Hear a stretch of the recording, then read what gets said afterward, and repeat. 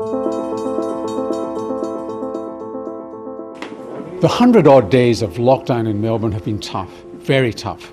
We've got opportunities that France doesn't have, most of the United States doesn't have, opportunities that England doesn't have.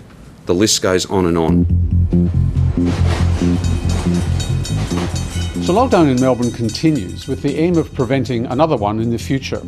The state government has decided to sustain the lockdown despite the number of daily cases getting down to single figures. This package of measures, with pain of course, and with consequences, has worked. Right now, there's a global debate about how lockdowns should be used.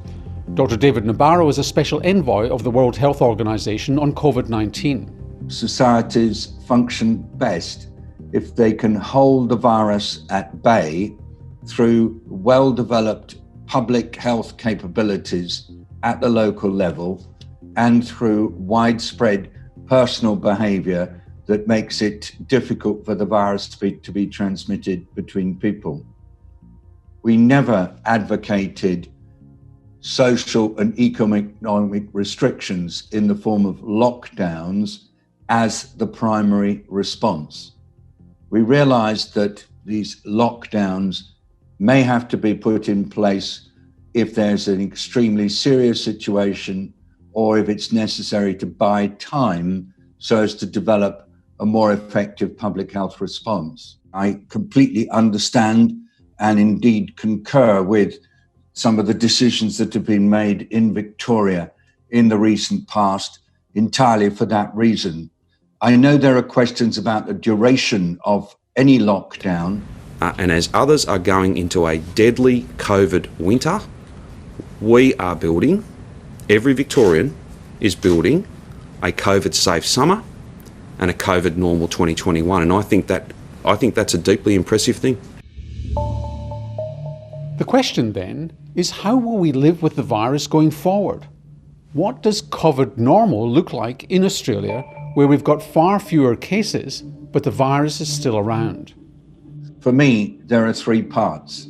The first part is to do with people, how we live, physical distancing. We should be wearing face masks. Second part is having public health services really well distributed across the state. The third part is making certain that in each community, businesses, government, local authorities, religious organisations and faith groups are able to respond together to new spikes, because in the end, it's how we collectively behave that will determine whether we can hold this virus at bay. One day, the borders are going to have to open up within Australia. And so it's important to define what COVID normal looks like regardless of where you live. Mathematical modeller Professor James McConney's team have been regularly surveying our COVID behaviour. What does he think COVID normal should look like? I think a COVID normal is going to have us interacting in different ways over an extended period of time.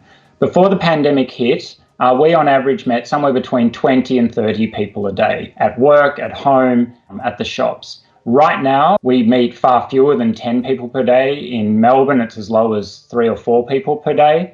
A COVID normal is going to need to be somewhere in between until we get a vaccine.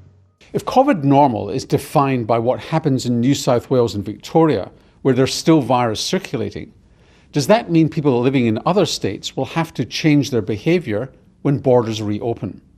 If the borders are to open, we don't need people in WA to immediately change their behaviour in terms of who they meet and how they interact with them, but we do need that heightened sense of community engagement and responsibility so that if they get any symptoms at all, they present for testing, and that should allow us to get on top of incursions of the virus if they were to occur. So whatever COVID normal is going to look like, it's likely to have to last for many months to come.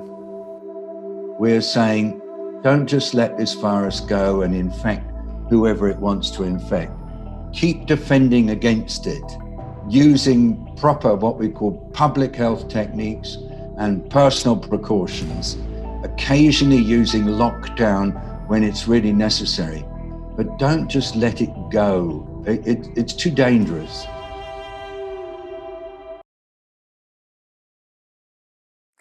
Hi, I'm Lee Sales. Thanks for watching this story. If you'd like to watch more of 730's stories, they are on the left of your screen. And tap on the button below to subscribe and get the latest from ABC News.